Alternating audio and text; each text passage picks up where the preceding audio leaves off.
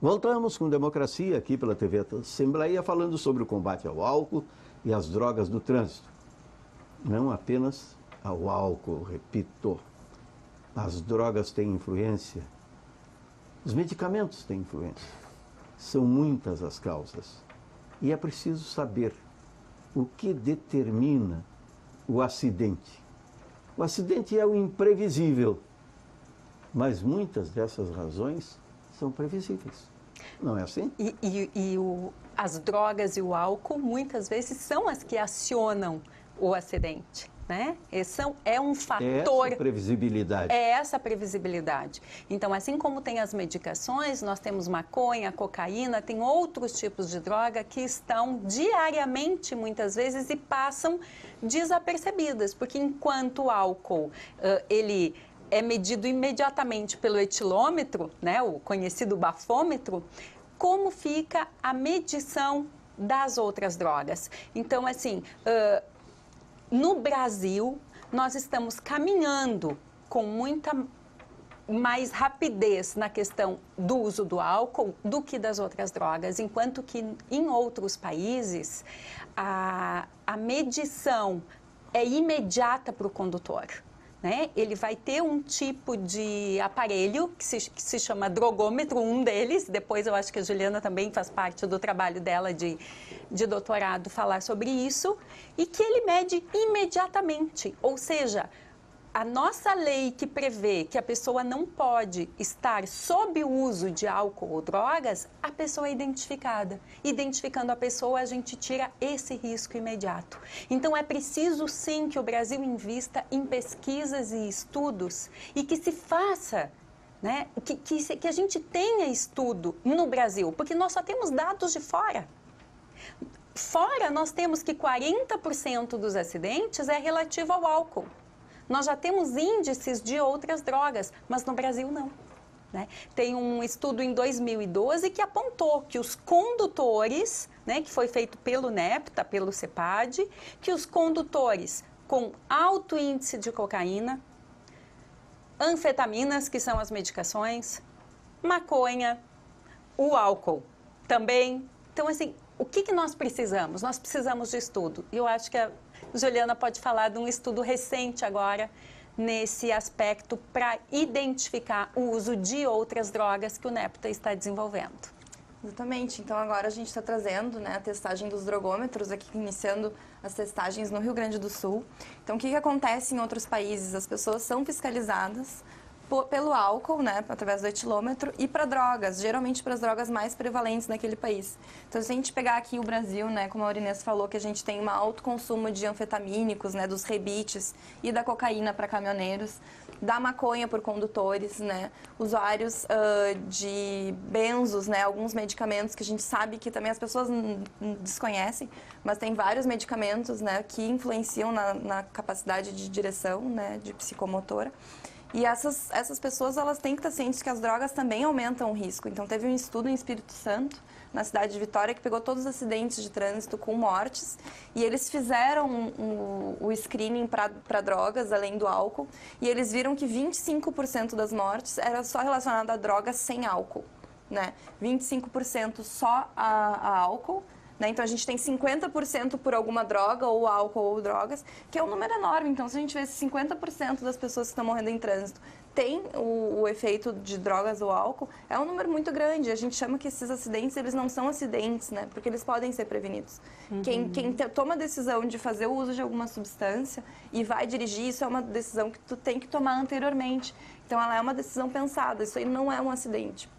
Daí existir cada vez menos o acidente por falha mecânica. Por falha mecânica. Então, o que a gente sabe hoje em dia, né? A questão de velocidade é um dos fatores de risco. Ela é prevenida, né? A gente pode prevenir velocidade, é só não pisar. A questão de uso de capacete, também as pessoas podem, né, usar. Agora, no Brasil, a gente já está melhorando muito o nosso índice de uso de capacete por motociclistas. Assento infantil, né? E uso de segurança. E a questão de álcool e drogas. Então, as 5 maiores causas de risco para acidentes de trânsito, elas são preveníveis. Né? Então, o que está fazendo com que a população não se previna para fazer o uso desses métodos de segurança? Então, a gente já tem equipamentos, né, internacionais capazes de detectar o uso de álcool e drogas, né? E a gente vai estar testando esses equipamentos.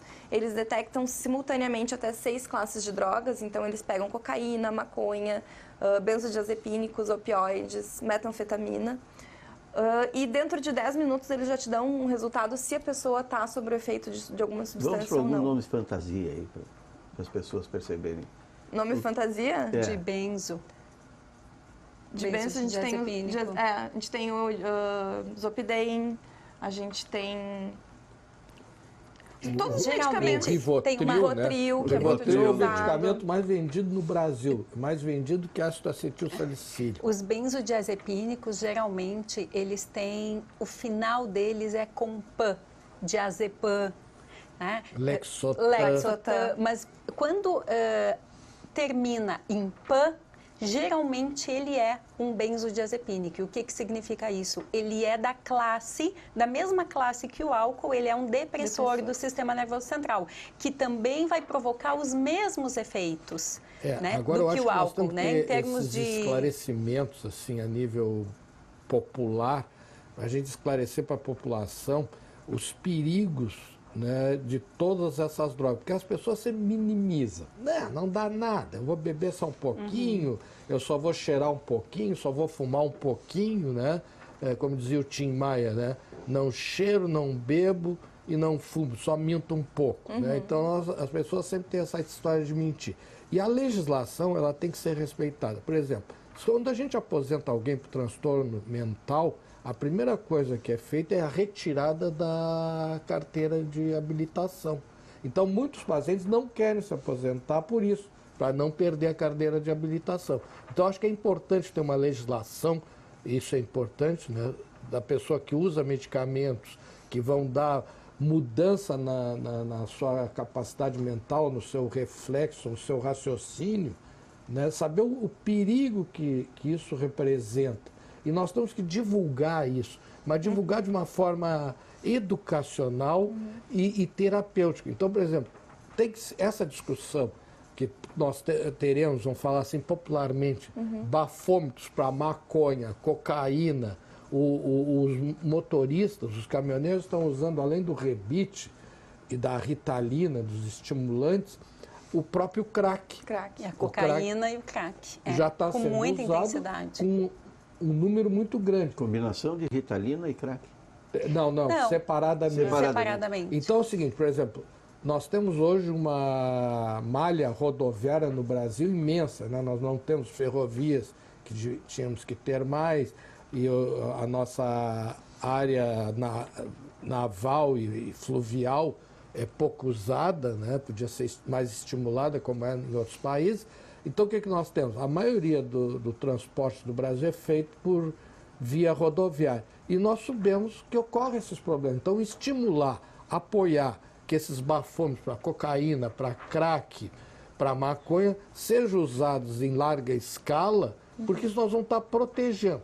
Outra coisa que vocês falaram, os acidentes com morte, com usuários de motocicletas, é em média 25 ou 26 por dia. Sim. E a maioria não são nos grandes centros, é no interior do país. No Nordeste, Batista, diminuiu o número do rebanho de jegue. O jegue foi trocado pela motocicleta.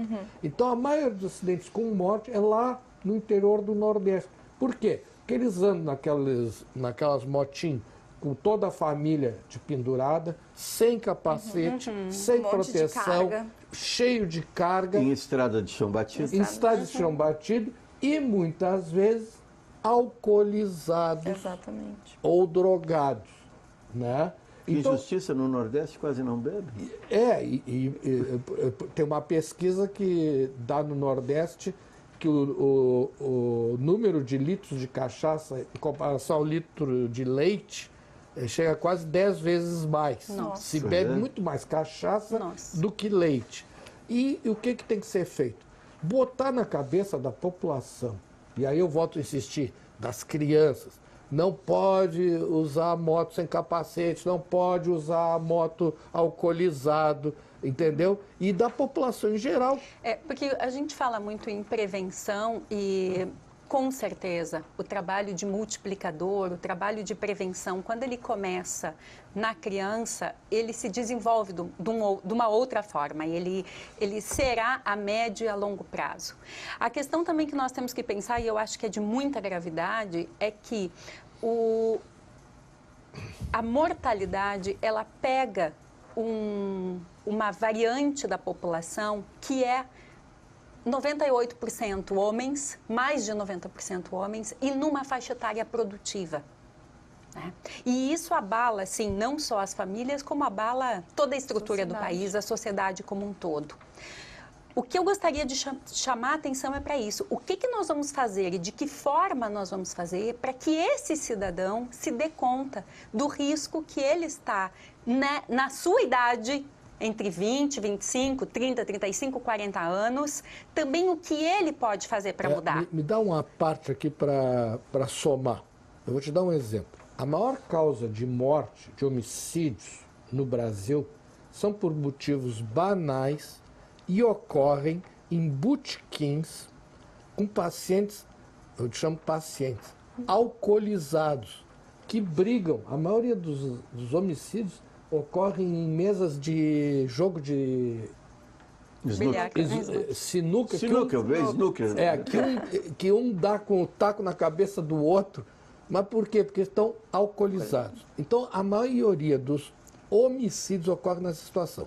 Então, há anos atrás, o prefeito de Diadema, que tinha uma alta incidência de homicídio, de violência, criou uma lei que proibia a abertura dos botequins a partir das 20... Quase um horário de recolher, né? Exatamente. Uma lei seca a partir das 22 horas. O que aconteceu? Reduziu a incidência de homicídios naquela região. Agora a pergunta que não quer calar. Por que essa lei não se expandiu para o resto do país e se essa lei continua hoje lá em Diadema? Bom, além de a bebida gera impostos.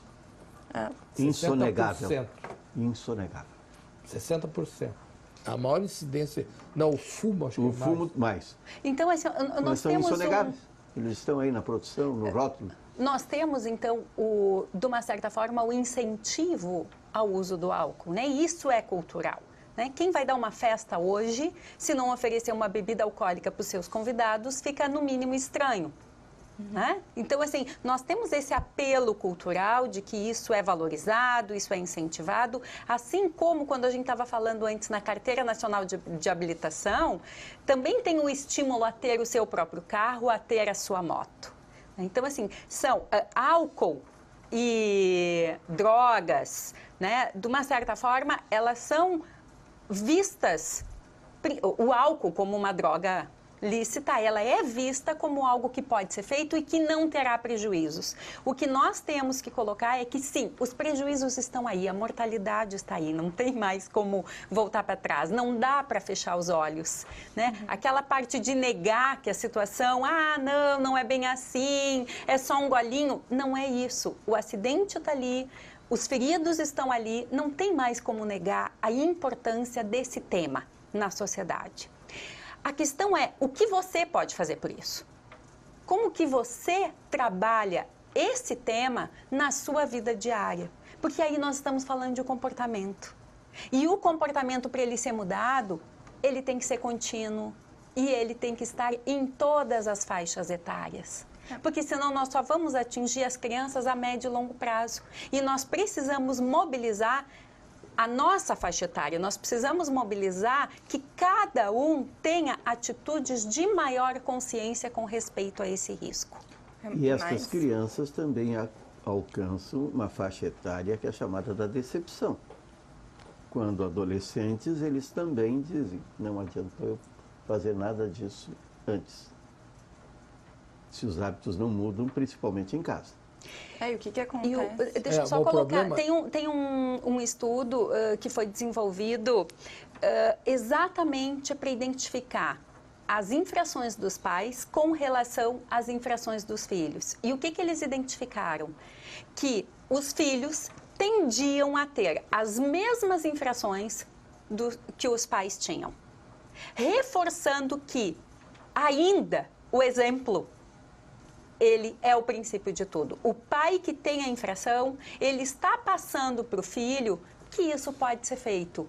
E aí não adianta ele dizer que é para não beber e dirigir, se ele bebe e dirige, porque o filho vai fazer a mesma coisa. Porque o filho vai ter essa sensação de fracasso, de frustração. Né? É a idade em que ele começa a discernir mais. Na verdade é o seguinte, é um modelo de identificação, eu me identifico com meu pai bebe, eu também bebo. Eu trabalho numa unidade de desintoxicação de álcool e drogas. Então o que ocorre? Quando tu faz o questionário, tu pergunta, tem alguém na tua família que bebe, que usa droga? Sim, todos. Meus irmãos todos usam, o meu pai, a minha mãe usa, a minha família inteira. Às vezes a gente interna alguém para desintoxicar de álcool, né? Às vezes os pacientes dão risada e dizem, pô, doutor, então vai ter que internar minha família inteira, que eu sou o que bebe menos, né? Então é bem isso. Então a gente está vendo que esse problema do álcool e drogas está ocasionando o quê? O Brasil hoje é o país com a maior incidência de homicídios do mundo. 60 mil homicídios por ano.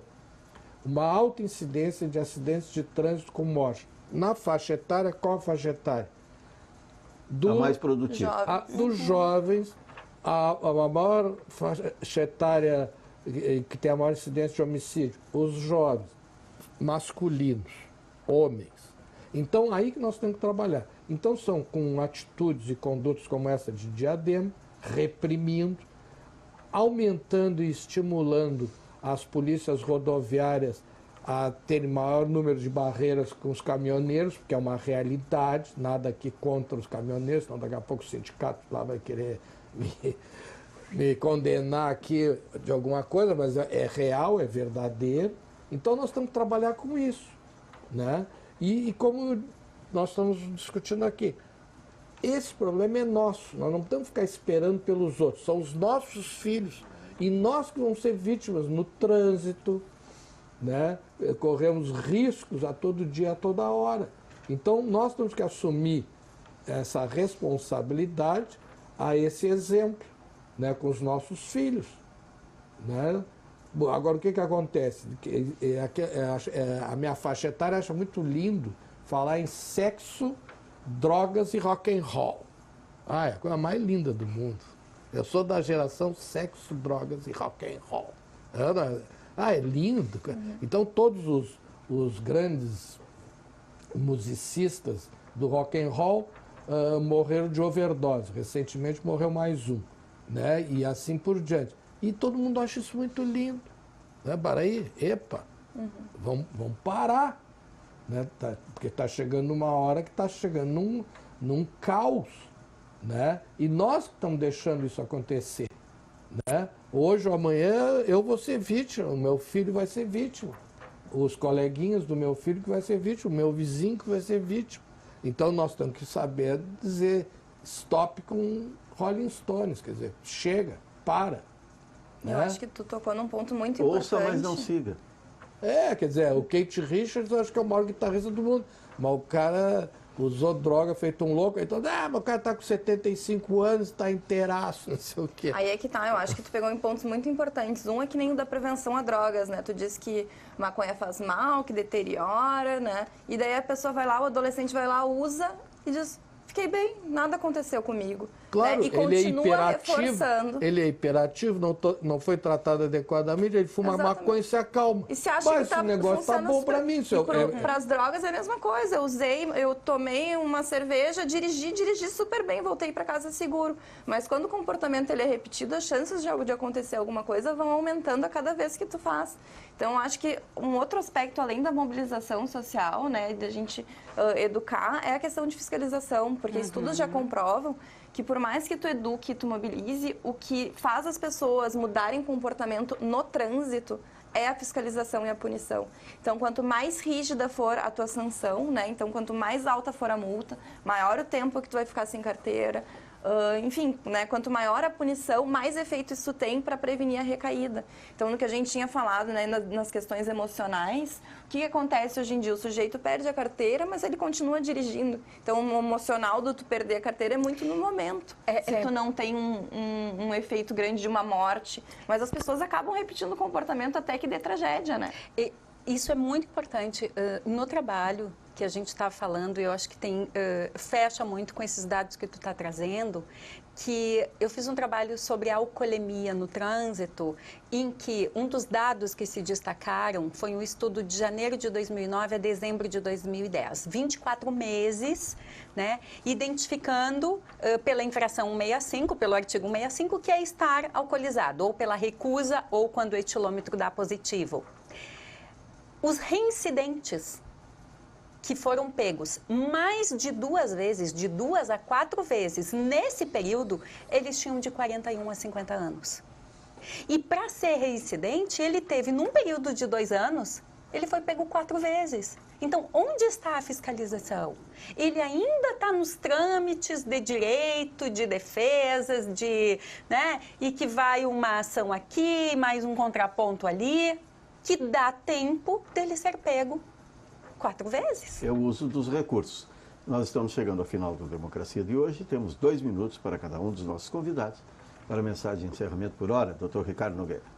Uma satisfação muito grande. Eu acho que esse foi um debate bastante produtivo e que tem que ser estimulado e repetitivamente, né? Então a gente tem que repetir isso para que isso se torne uma realidade, uma verdade. Nós temos como evitar tudo isso que nós falamos aqui. E nós já temos as leis, só que nós temos que estimular e viabilizar, por exemplo, que esses bafômetros, vou usar um nome bem simples, para cocaína, maconha e outras drogas, sejam regulados imediatamente, o mais rápido possível, que nós tenhamos mais a chamada balada segura, que tenhamos mais segurança nas estradas, né, que sejam feitos o maior número de blitz, que se tenha leis como a lei de Diadema, que fechou os bares e a distribuição de álcool para a população depois de uma certa hora, diminuiu o número dos homicídios, assim como a balada segura diminuiu o acidente com pessoas alcoolizadas na direção. E como os dados que foram falados aqui, quem são as pessoas que são reincidentes? São aquelas que não têm medo da impunidade, porque foram mal educadas, viveram numa época de impunidade. Então, o que tem que acabar nesse nosso país é a impunidade. Então, se tu for punido, tu vai sentir, ou no bolso, ou na cassação da sua carteira, que não vai poder acontecer isso. Então, o grande problema do nosso país é a impunidade. Então, ninguém tem o direito de errar. Se errou, vai pagar. Muito obrigado, psiquiatra Dr. Ricardo Nogueira, preceptor da residência psiquiátrica do Grupo Hospitalar Mãe de Deus, pela participação no Democracia, aqui pela TV Assembleia. Doutora Juliana Scherer. Então, né, concluindo o nosso debate hoje, eu acho que álcool e drogas é um tema que tem que ser discutido, não só pelas consequências no trânsito, que é um nicho, mas como a gente comentou, né, a questão de violência doméstica, homicídio. A gente tem não só a questão do beber e dirigir, mas também de, né, abusar de drogas e outras substâncias, e tu andar na rua e ser atropelado e atravessar uma rua sem ter cuidado. Então, as interfaces do beber e dirigir são várias, né, e do usar drogas em excesso também são várias. Então, a gente tem que ter muito cuidado com esse tema, porque hoje em dia a utilização de álcool e de outras substâncias, da maconha, é muito banal, né? As pessoas acreditam que não vai ter consequências. Eu usei 1 ou 2 vezes e estou super bem, vou poder usar o quanto eu quiser. E a gente sabe que não é bem assim. Então, acho que tem muita questão da instrução das crianças, dos adolescentes e também dos pais, né? De saber que eles são exemplos, então que eles têm que dar o exemplo e têm que educar e têm que também tomar conta desses adolescentes que estão fazendo uso, que esses que vão ser os futuros condutores. A questão da fiscalização é importantíssimo também. Acho que a gente está desenvolvendo estudos no nosso centro de pesquisa, no Hospital de Clínicas e na Universidade Federal do Rio Grande do Sul, para trazer esses dispositivos, para a gente poder confiar nesses dispositivos e eles serem utilizados na prática. E o cuidado, né, da sociedade de forma geral com o outro, que eu acho que é isso que também tem sido muito banalizado. A gente está muito preocupado com o nosso tempo de chegar em casa, mas às vezes, né, a pessoa que a gente vai atropelar não vai chegar nunca em casa. Então, eu acho que isso tem que ser, continuar sendo discutido, né? A gente tem um congresso que eu queria comentar com vocês, que é o T2016, que vai estar acontecendo em Gramado esse ano, em outubro, de 16 a 19 de outubro, que especialistas do mundo inteiro vêm para Porto Alegre, para Gramado, né, para o Brasil, para discutir esse tema. Então, álcool, drogas e trânsito, a segurança no trânsito.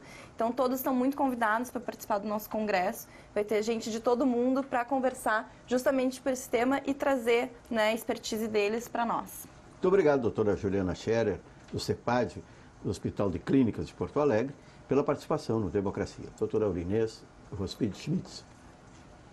Esse tema é fundamental, né? Eu acho que a pessoa que está nos assistindo, ela não pode mudar o seu comportamento no trânsito apenas quando ocorrer uma tragédia, que infelizmente é isso que nós identificamos, né? Tragicamente é isso que nós identificamos. Se nós, porque o trânsito somos nós, se nós não tivermos atitudes diferentes, o trânsito não muda. E esses riscos se perpetuam. Então, é importantíssimo que a mudança comece por cada um. Eu vou reforçar a 21ª Conferência sobre Álcool, Drogas e Segurança no Trânsito. É a primeira vez que ela acontece na América do Sul e que ela está vindo para o Brasil, né? E como a gente coloca, esse tema já é a 21ª Conferência Internacional. Esse tema já é muito discutido fora do Brasil, mas nós precisamos incentivo, nós precisamos pesquisas, nós precisamos estudos no Brasil sobre esse tema, né? Isso é fundamental para que a gente também haja adequadamente dentro de uma prevenção. O que nós vamos prever? Nós precisamos identificar o que o nosso condutor está fazendo, ou o que o nosso pedestre está fazendo, ou o que a população pensa do trânsito. Há pouco tempo, existem situações que modificaram. Antes a gente falava em trânsito e só lembrava do carro. Hoje em dia, a gente identifica o pedestre, o ciclista, o motociclista.